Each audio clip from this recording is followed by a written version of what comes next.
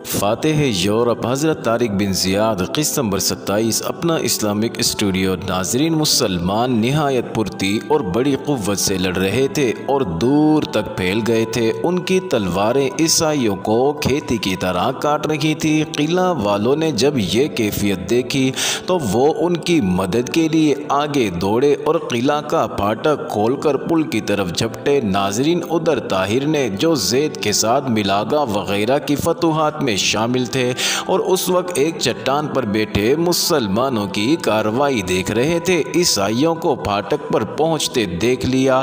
ناظرین، وہ جلدی سے لوٹے اور تمام لشکر کو چڑھا لائے۔ چونکہ اب تیر افغنی کا خدشہ باقی نہ رہا تھا، اس لیے اب وہ لشکر چلا۔ وہ سب گھوڑوں پر سوار تھے۔ اس عرصہ میں تقریباً 300 مسلمان برج پر چڑھ چکے تھے اور انہوں نے عیسائیوں کو قتل کر کے انہیں برج کے دوسری طرف دھکیل دیا۔ ناظرین، طارق اور ان کے ہمراہی بھی پھاٹک توڑنے میں مصروف تھے اور آخر انہوں نے پھاٹک توڑ ڈالا۔ ناظرین، جس وقت پھاٹک ٹوٹا اس وقت طاہر لشکر لے کر پہنچ گئے۔ سواروں کی بروقت آمد نے مسلمانوں کی ہمتیں مزید بڑھا دیں۔ طارق کا غلام ان کا گھوڑا لے آیا تھا۔ وہ جلدی سے گھوڑے پر سوار ہوئے۔ انہوں نے پیادوں کو پھاٹک پر ہی روک دیا اور سواروں کو لے کر آگے چل پڑے۔ جو ہی وہ پھاٹک کے دوسری طرف نکلے، انہوں نے تمام پل پر عیسائیوں کو پھیلے ہوئے اور ننگی تلواریں لیے دیکھا۔ یہ قلعے والے عیسائی تھے جو برج والوں کی مدد کے لیے آئے تھے۔ یہ سب پیدل تھے۔ طارق اور دوسرے مسلمانوں نے گھوڑے ان کی طرف دوڑائے۔ ناظرین، عیسائی ان کی صورتیں دیکھتے ہی چلاتے ہوئے بھاگے، لیکن وہ بھاگ نہ سکے اور مسلمانوں نے انہیں جا لیا اور جہنم واصل کر دیا۔ ناظرین، اس وقت دو محاذوں پر جنگ ہو رہی تھی، ایک برج میں اور دوسری پل پر، اور دونوں جگہوں سے عیسائی قتل ہو کر گر رہے تھے۔ مسلمانوں کے دستے انہیں مارتے گراتے پھاٹک تک جا پہنچے۔ عیسائی کچھ ایسے بدحواس ہوئے کہ انہیں پھاٹک بند کرنے کا بھی ہوش نہ رہا۔ مسلمانوں نے عیسائیوں کو چاروں طرف سے گھیر کر قتل کرنا شروع کر دیا۔ اس وقت عیسائیوں میں کوئی نظام باقی رہا تھا، نہ کوئی ضابطہ۔ وہ اپنی جانیں بچانے کے لیے مسلمانوں کے ڈر سے قلعہ میں چھپتے پھر رہے تھے۔ مسلمانوں نے قلعہ کے اندر عیسائیوں کی لاشوں کے ڈھیر لگا دیے۔ مسلمان بھی اگرچہ تیروں سے بہت زیادہ زخمی ہوئے لیکن شہید ایک بھی نہ ہوا۔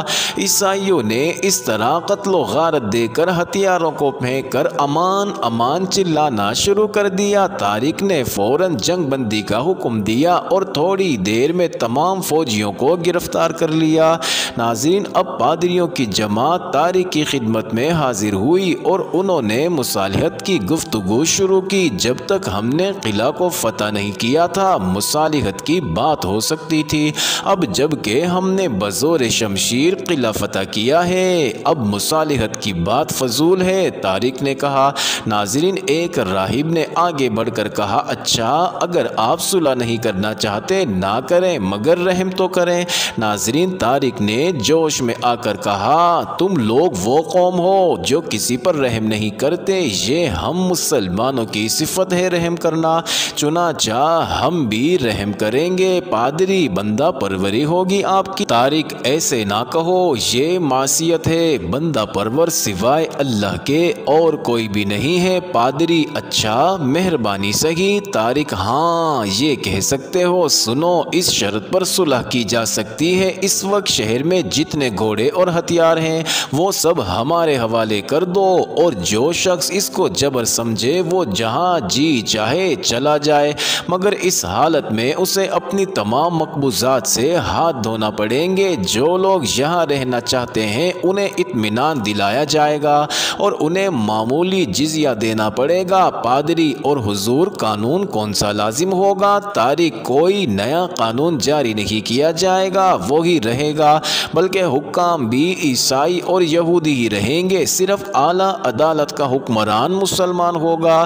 ناظرین، پادری نے حیرانگی سے کہا، یہودی کیوں جناب؟ ہمیں یہودیوں سے بچائیں۔ طارق نے کہا، اطمینان رکھو، یہود تمہیں اور تم یہود کو کوئی نقصان نہیں پہنچا سکتے۔ پادری نے کہا، ہمیں آپ کی شرط منظور ہے۔ ناظرین، پادری چلے گئے، انہوں نے ہتھیار اور گھوڑے مسلمانوں کے حوالے کر دیے۔ طارق نے جب شاہی محل دیکھا تو حیران رہ گئے۔ ایک کمرہ انہوں نے اپنے لیے منتخب کیا اور اس میں ٹھہر گئے۔ طارق چونکہ سارا دن کے تھکے ہوئے تھے، لیٹتے ہی سو گئے۔ دفعتاً ان کی آنکھ کھلی اور انہوں نے ایک حسین دوشیزہ کو اپنے سرہانے کھڑے پایا۔ وہ کمال کی خوبصورتی کی مالک تھی، نگاہ اس کے چہرے پر نہیں ٹھہرتی۔ وہ کم سن اور بھولی تھی اور اپنی فسوں خیز آنکھوں سے طارق کو دیکھ رہی تھی۔ وہ رشک حور کو دیکھ کر حیران رہ گئے۔ انہیں خیال ہوا کہ شاید وہ سو رہے ہیں اور انہیں خواب میں پری پیکر کا جمال نظر آ رہا ہے۔ ناظرین، اسی خیال سے وہ اس پری جمال کو ٹکٹکی باندھے دیکھتے رہے۔ اپنا اسلامک اسٹوڈیو کے معزز ناظرین، ایک بار پھر سے چلتے ہیں اسماعیل اور بلقیس کے ادھورے موضوع کی جانب۔ ناظرین، اسماعیل یا بلقیس کو کچھ خبر ہی نہ تھی کہ مسلمان کہاں ہیں، کس حال میں ہیں۔ وہ دونوں تو اپنی مصیبت میں گرفتار ہو گئے تھے اور اللہ اللہ کر کے انہیں اس مصیبت سے نجات ملی تھی۔ اتفاق سے اب ایک اور گھوڑا ان کے ہاتھ آ گیا تھا اور سفر کی کلفت قدرے کم ہو گئی تھی۔ اگرچہ اب بھی اسماعیل کو پیدل ہی چلنا پڑ رہا تھا، مگر وہ اس کے باوجود خوش و خرم تھے کہ بلقیس کے لیے تو گھوڑا مل گیا تھا۔ ناظرین، بلقیس چاہتی تھی کہ وہ بھی سوار ہو، مگر انہوں نے منظور نہ کیا۔ انہیں معلوم نہیں تھا کہ وہ کس طرف جا رہے ہیں اور نہ ہی ان کی کوئی منزل مقصود تھی، صرف چلنے سے کام تھا اور وہ چلے جا رہے تھے۔ ناظرین، اتفاق سے وہ وادی بیکا کی طرف جا نکلے۔ غالباً آپ ناظرین بھولے نہیں ہوں گے کہ یہ وہی جگہ ہے جہاں مسلمانوں کی شاہ روزرک کے لشکر سے جنگ ہوئی تھی۔ یہاں انہوں نے عیسائی مردوں کے ڈھیر دیکھے، ان کی صورتیں بگڑ گئی تھی اور لاشیں سڑنے سے اس قدر تعفن پیدا ہو گیا تھا کہ اس طرف سے نکلنا غیر ممکن ہو گیا تھا۔ یہاں پہنچ کر اسماعیل نے کہا، معلوم ہوتا ہے کہ یہاں مسلمانوں کی جنگ ہوئی ہے اور انہوں نے عیسائیوں کو شکست دے دی ہے۔ بلقیس نے کہا، عیسائی مردوں کو دیکھنے سے تو یہی معلوم ہوتا ہے، مگر آپ نے یہ کیسے سمجھ لیا کہ فتح مسلمانوں کی ہوئی ہے؟ اس لیے کہ اگر عیسائی فتح یاب ہوتے تو وہ اپنے مردوں کو اس طرح میدان جنگ میں نہ چھوڑتے۔ تم نے دیکھا ہے، جہاں تک ہم دیکھ سکتے ہیں ایک مسلمان کی لاش بھی نظر نہیں آئی۔ بلقیس، مگر کس قدر تعفن آ رہا ہے اسماعیل، بہت زیادہ، یہاں سے جلدی بڑھو ورنہ بیمار ہو جانے کا اندیشہ ہے۔ بلقیس، مگر کہاں بڑھوں، لاشیں تو میلوں تک پھیلی ہوئی ہے۔ اسماعیل، تم گھوڑا تھوڑی تیزی سے بڑھا لے جاؤ۔ بلقیس، اور آپ اسماعیل، آپ میری فکر نہ کریں۔ بلقیس، اطمینان رکھیے، میں اپنے محسن کو کبھی نہیں چھوڑوں گی۔ اسماعیل، کیا تم میرے ساتھ اسلامی لشکر میں چلو گی؟ بلقیس، ضرور چلوں گی، بشرط یہ کہ آپ مجھے لے چلیں۔ اسماعیل، اگر تمہارے والد نے منع کر دیا؟ بلقیس، نہیں کریں گے اسماعیل۔ وہ کیوں منع کریں گے؟ بلقیس، اس لیے کہ ہماری قوم میں یہ دستور ہے کہ بلقیس خاموش ہو گئی۔ اسماعیل نے دریافت کیا، کیا دستور ہے؟ بلقیس کے لڑکیاں جہاں چاہیں جا سکتی ہیں، اب دریائے وادی الکبیر آ گیا ہے، میں اسے جانتی ہوں، قرطبہ یہاں سے قریب ہی ہے۔ اسماعیل، لیکن اگر قرطبہ میں عیسائیوں کی فوج یا پولیس ہوئی تو؟ بلقیس، اطمینان رکھو، میں سراغ لگا لوں گی۔ اسماعیل، میں تمہارے ساتھ ہوں، جہاں چاہے لے چلو۔ بلقیس، خوب، آپ میرے ساتھ ہیں کیا؟ کیا مطلب ہے اس سے آپ کا؟ اسماعیل، یہی کہ تم میرے ساتھ رہو۔ ناظرین، بلقیس چپ ہو گئی۔ اسماعیل نے گھوڑا دریا میں ڈال دیا اور وہ نہایت آسانی سے پار لے گیا۔ کچھ دور چل کر اسماعیل گھوڑے سے اترے اور ساتھ ساتھ چلنے لگے۔ اسی طرح دونوں سفر کرتے کرتے قرطبہ پہنچ گئے۔ ناظرین، اسماعیل نے کہا، بلقیس قرطبہ کی فصیل کی طرف دیکھ رہی تھی۔ اس نے کہا، دیکھیں، قلعہ پر عیسائی علم کی بجائے آپ کا علم لہرا رہا ہے۔ اسماعیل نے غور سے دیکھا اور خوش ہوتے ہوئے کہا، تم نے ٹھیک کہا ہے ہے چلو اب کوئی اندیشہ نہیں ہے بلقیس، مگر مجھے بھی مسلمانوں سے کوئی اندیشہ نہیں ہونا چاہیے۔ اسماعیل بالکل نہیں۔ بلقیس اس لیے کہ میں آپ کے ساتھ ہوں۔ اسماعیل نہیں، بلکہ اس لیے کہ مسلمان کسی عورت، بیمار یا مذہبی آدمی کو کچھ نہیں کہتے۔ بلقیس اچھا آئیے ناظرین، دونوں چل پڑے اور عصر کے وقت قلعہ میں داخل ہو گئے۔ ابھی وہ دروازہ سے بڑے ہی تھے کہ انہیں مغیث الرومی مل گئے۔ انہوں نے انہیں دیکھتے ہی سلام کیا اور بے ساختہ دوڑ کر ان سے لپٹ گئے۔ اسماعیل نے سلام کا جواب دیا اور بغل گیر ہوتے ہوئے کہا اللہ کا شکر ہے کہ آپ یہاں ہیں۔ مغیث الرومی نے علیحدہ ہوتے ہوئے کہا اور یہ بھی اللہ کا شکر ہے کہ تم آ گئے، کیسے چھوٹے تم ان ناقصوں کی قید سے؟ ناظرین اسماعیل نے نہایت اختصار سے تمام کیفیت سنا دی۔ مغیث الرومی نے کہا خوب، تو اس لڑکی نے تمہاری مدد کی؟ اسماعیل جی ہاں۔ مغیث الرومی اس نے تمام مسلمانوں پر احسان کیا ہے۔ ناظرین بلقیس شرمیلے انداز میں بولی نہیں، بلکہ انہوں نے مجھ پر احسان کیا ہے۔ اتفاق سے وہاں امامن آ گیا۔ اس کو دیکھتے ہی بلقیس گھوڑے سے اتر کر اس کی طرف چلی۔ ناظرین جوں ہی اسے امامن نے دیکھا دوڑتا ہوا آیا، اسے سینے سے لپٹا کر بولا میری بیٹی خدا کا شکر ہے، پروردگار تیرا لاکھ لاکھ شکر ہے۔ ناظرین تھوڑی دیر کے بعد اسے اس نے سینے سے الگ کیا تو فرت مسرت سے بلقیس کی آنکھوں میں آنسو آ گئے۔ نہ رو میری بیٹی، نہ رو، اب تو خوش ہونے کا موقع ہے، تجھے ان ظالموں سے نجات مل گئی، تجھے کون ان کے چنگل سے چھڑا لایا؟ ناظرین بلقیس نے اسماعیل کی طرف اشارہ کرتے ہوئے کہا یہ شریف مسلمان۔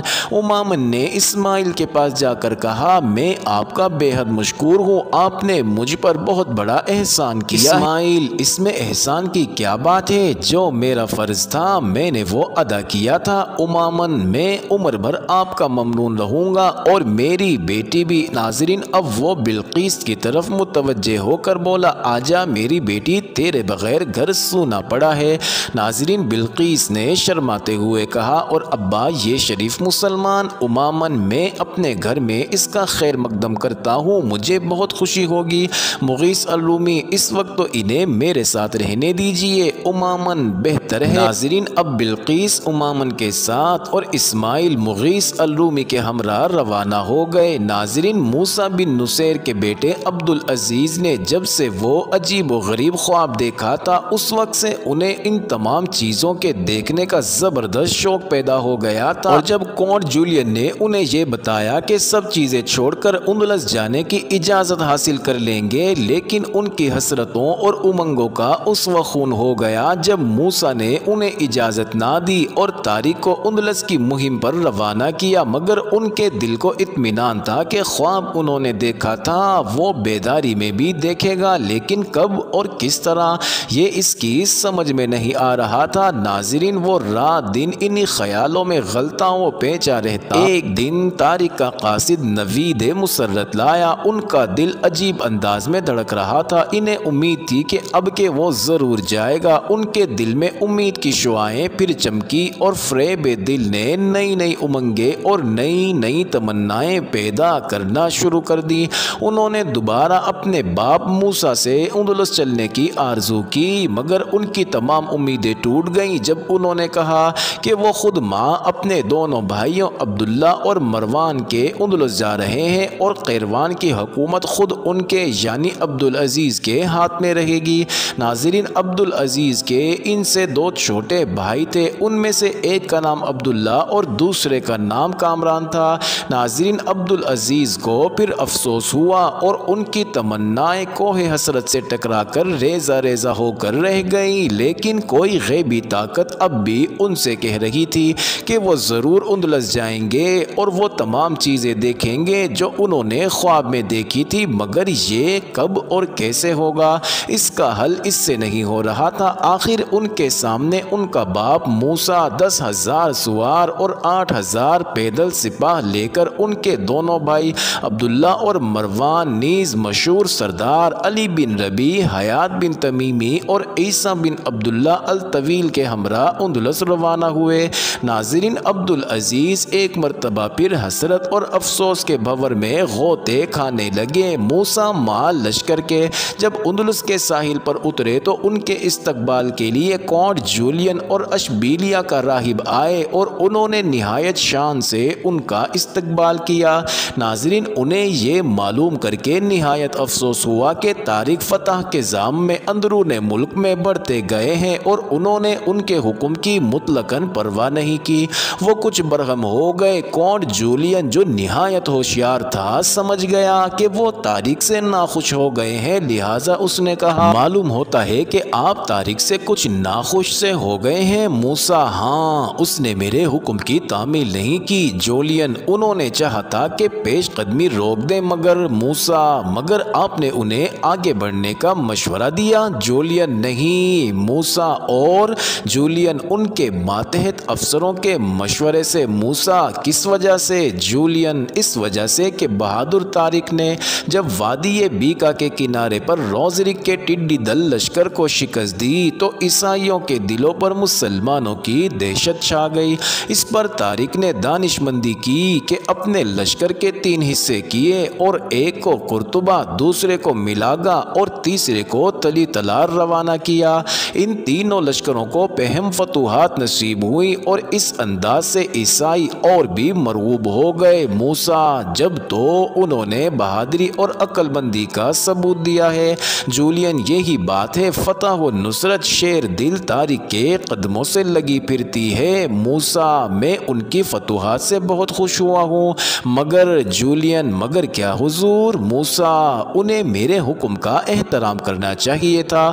جولین، یہ سچ ہے، لیکن اگر وہ اس قدر کامیابی کے بعد رک جاتے تو عیسائیوں کے دلوں پر مسلمانوں کا جو رعب تھا وہ ختم ہو جانا تھا اور وہ سنبھل کر پھر اپنی طاقت اکٹھی کر کے مسلمانوں سے نبرد آزما ہو جاتے۔ موسیٰ، میں یہ سب باتیں سمجھتا ہوں اور جانتا ہوں کہ ایسی حالت میں آگے بڑھنا ہی مناسب تھا، مگر انہیں تمام واقعات کی مجھے اطلاع دینی چاہیے تھی۔ جولین، یہ البتہ ان سے فروگزاشت ہو گئی۔ موسیٰ، اور انہیں اس کا مجھے جواب دینا پڑے گا۔ جولین، حضور اب کس طرف بڑھنے کا ارادہ ہے؟ موسیٰ، میں اس ملک کے راستوں کے بارے میں کچھ بھی نہیں جانتا۔ جولین، جنوب سے شمال تک کا تمام علاقہ بہادر طارق نے فتح کر لیا ہے، لہٰذا آپ مغرب کی طرف بڑھیں۔ ناظرین، اشبیلیہ اور بوسنیہ کا زرخیز وسیع علاقہ اس طرف ہے۔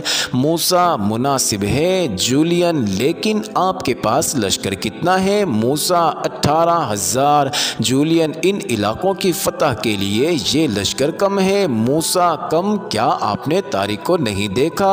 ان کے ہمراہ کتنا لشکر تھا؟ صرف 12,000 مسلمان۔ جولین، یہ سچ ہے، مگر اس طرف کے قلعہ جات نہایت مضبوط اور عیسائی بکثرت ہیں۔ موسیٰ، کچھ فکر نہ کرو، اللہ مددگار ہے، وہی ہمیں فتح دے گا۔ جولین، بہتر ہے۔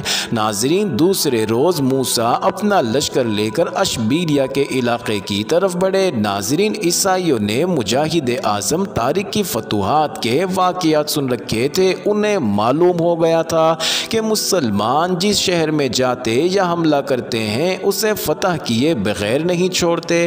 ان کے دلوں پر مسلمانوں کی دھاگ بیٹھ گئی تھی۔ چنانچہ جس وقت گورنر موسیٰ بن نصیر اس نواح میں بڑھے تو شہر اور قلعے کے عیسائی ان کے سامنے آ پڑے اور انہوں نے صلح کی درخواست پیش کی۔ موسیٰ نے بھی نہایت نرم شرائط کے ساتھ صلح کرنی شروع کر دی اور اس طرح سے ان کی رحم دلی کی اشبیلیہ کے تمام علاقوں میں شہرت پھیل گئی اور سارے علاقوں کے عیسائی آ کر صلح کرنے لگے۔ اس طرح مسلمان بغیر کسی خون خرابے کے تمام علاقوں پر قابض ہو گئے۔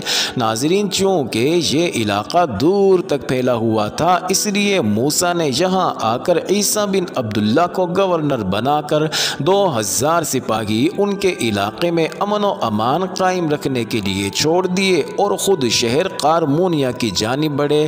جب وہ اس شہر کے سامنے پہنچے تو انہوں نے وہاں صبح کی نماز پڑھی اور فارغ ہو کر مسلح لشکر کو حکم دیا۔ ناظرین، اتنے میں قلعے کا پھاٹک کھلا اور چند آدمی سفید جھنڈا لہراتے ہوئے نظر آئے۔ چونکہ سفید جھنڈا امن اور صلح کا جھنڈا کہلاتا ہے، اس لیے موسیٰ نے لشکر کو حملہ کرنے سے روک دیا۔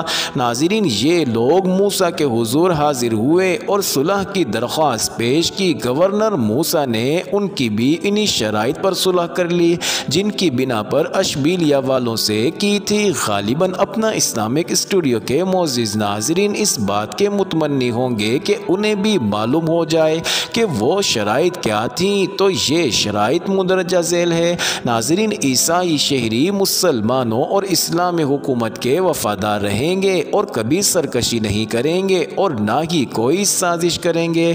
انہیں مذہبی آزادی حاصل ہوگی۔ عیسائی حکومت کا جو قانون ہے وہی قانون نافذ رہے گا۔ پرانے گرجے بدستور قائم رہیں گے، البتہ نئے گرجے تعمیر کرنے کے لیے حاکم سے اجازت لینی ہوگی۔ ہر مقدمہ کی اپیل مسلمان حاکم کے اجلاس میں ہوگی اور اس کا فیصلہ ناطق ہوگا۔ ناظرین، عیسائیوں کو ہر مرد اور عورت اور بچہ کی طرف سے 2 دینار سالانہ جزیہ دینا ہوگا۔ جو عیسائی مسلمان ہو جائے گا اس پر اسلامی قوانین کی پابندی لازم ہو اور عیسائی قوانین سے کوئی سروکار نہ ہوگا۔ ناظرین، یہ وہ شرائط تھیں جن کی بنا پر گورنر موسیٰ بن نصیر نے ان سے صلح کی تھی۔ چونکہ ان سے نرم شرائط اور ہو بھی نہیں سکتی تھی، اس لیے عیسائی بڑے جوش و خروش سے ان شرائط کو مان لیتے تھے اور قلعہ اور شہر مسلمانوں کے حوالے کر دیتے تھے۔ چنانچہ انہی شرائط پر شہر قارمونیہ نے بھی صلح کر لی، قلعہ مسلمانوں کے حوالے کر دیا۔ ناظرین، گورنر و سپہ سالار موسیٰ بن نصیر نے ایک معمولی درجے کے آفیسر کو 250 پیادہ یعنی پیدل فوجی دے کر اس شہر میں متعین کر دیا اور خود بوسیٹانیہ کی طرف بڑھے۔ ناظرین، بوسیٹانیہ اندلس غربی کا حصہ تھا۔ موسیٰ نے اس کی طرف پیش قدمی کی اور سب سے پہلے شہر سبلا کی جانب پہنچے۔ ان کے آنے سے پہلے ہی یہاں ان کی ہیبت چھا گئی تھی۔ انہوں نے ان سے پہنچتے ہی صلح کر لی۔ یہاں بھی انہوں نے کچھ سپاہی چھوڑے اور خود اسونیہ کی طرف بڑھے۔ ناظرین، اسونیہ کا قلعہ نہایت مضبوط تھا، لیکن اس کے باشندوں کی ہمتیں اس فصیل کی طرح بلند نہ تھی۔ چنانچہ انہوں نے بھی صلح کر کے قلعہ مسلمانوں کے حوالے کر دیا۔ وہاں سے گورنر موسیٰ مرطبلس کی طرف بڑھے۔ چونکہ انہیں فتوحات بغیر لڑے بھڑے ہی نصیب ہوتی جا رہی تھی، اس لیے ان کا جذبہ شوق بڑھتا چلا گیا۔ جب وہ مرطبلس پہنچے تو وہاں کے عیسائیوں نے ان کا پرتباہ خیر مقدم کیا اور صلح کر کے قلعہ ان کے حوالے کر دیا۔ موسیٰ وہاں سے بیضات کی سمت روانہ ہوئے۔ ناظرین، اب تک انہوں نے جتنے بھی علاقے فتح کیے وہاں کچھ نہ کچھ لشکر چھوڑتے رہے، جس کی وجہ سے ان کا لشکر کم رہ گیا۔ مسلمانوں کا عیسائیوں پر اتنا رعب چھا گیا تھا کہ مزید لشکر منگوانے کی ضرورت ہی نہیں تھی۔ ناظرین، بیضات والوں نے ان سے مصالحت کر لی اور وہ آگے بڑھے۔ تمام علاقے کو فتح کر کے وہ شہر مریڈا پہنچے۔ ناظرین، یہ شہر اس قدر خوبصورت تھا کہ گورنر موسیٰ اور تمام مسلمان اسے دیکھ کر حیران رہ گئے۔ وہ پہاڑ کے دامن میں آباد تھا اور اس کی فصیل نہایت بلند تھی۔ ایسا لگتا تھا کہ اس شہر کے بانیوں نے بھاری پتھروں کو کاٹ کر بنایا تھا۔ ناظرین، مریڈا والوں نے قلعہ کا دروازہ بند کر دیا اور فصیل پر چڑھ گئے۔ گورنر موسیٰ سمجھ گئے کہ مریڈا والے لڑنے کے ارادے سے فصیل پر چڑھ گئے ہیں۔ ناظرین، کونٹ جولین سے انہیں معلوم ہوا کہ اس قلعے کے اندر کم از کم 50,000 سپاہی موجود ہیں۔ یہ دیکھ کر موسیٰ نے اپنا ایک قاصد اپنے بیٹے عبدالعزیز کے پاس روانہ کر دیا کہ امدادی لشکر لے کر جلد از جلد یہاں آ جائیں۔ ناظرین، ادھر انہوں نے قاصد مریڈا والوں کے پاس بھیجا کہ وہ صلح کر لیں، لیکن شہر والے آمادہ نہ ہوئے اور ایک معزز شخص نے بلند آواز میں کہا، اپنے معزز سردار سے کہو کہ اس قلعہ کی فتح کا خیال دل سے نکال کر کسی اور طرف چلا جائے، ورنہ اس کے لشکر کی تمام لاشیں اس فصیل کے نیچے سڑتی ہوئی نظر آئیں گی۔ ناظرین، قاصد نے کہا، تم فضول لڑ رہے ہو، تمام ملک فتح ہو چکا ہے، حتیٰ کہ دارالسلطنت بھی، اور تمہارے سردار بھی ہمارے مطیع ہو چکے ہیں، پھر کس کے بھروسے پر تم لڑنا چاہتے ہو؟ اس شخص نے جواب دیا، اپنے قلعہ کی مضبوطی اور لشکر کی कसरत तादाद के भरोसे पर। इसके अलावा शाह रोज़रिक की मलका नाइला यहाँ मौजूद है और जब तक वो यहाँ रहेगी उस वक्त तक हम उनकी हिफाजत करेंगे। नाजरीन, कासिद वापस आ गया और उसने किला वालों का पैगाम सुना दिया। गवर्नर मूसा ने जोश में आकर अपने लश्कर में मुनादी करा दी कि रात को हमले के लिए तैयार रहें और अगले रोज़ मरीडा पर हमला किया जाएगा। नाजरीन, अब तक इस लश्कर को ज़ोर आजमाई का मौका नहीं मिला था क्योंकि बग़ैर लड़े ही उन्हें फतूहात मिली थी, मगर अब उन्हें उम्मीद हो चुकी थी कि मरीडा वालों से जंग ज़रूर होगी। वो अमीर मोहतरम के ऐलान को सुनकर बहुत खुश हुए और सारी रात लड़ाई की तैयारी करने में गुजार दी। नाजरीन, अगले दिन मोअज़्ज़िज़ नाजरीन, ये इंटरेस्टिंग वीडियो जारी है। अगली वीडियो किस्त नंबर 28 में देखना मत भूलिएगा।